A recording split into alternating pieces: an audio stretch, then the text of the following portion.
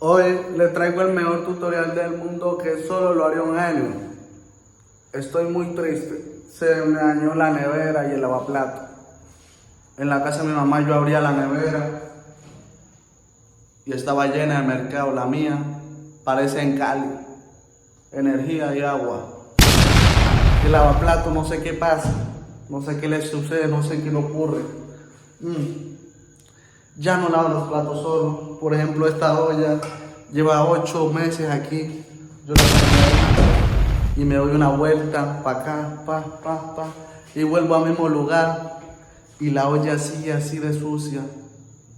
Se me dañó el lavaplato. Denme algún consejo.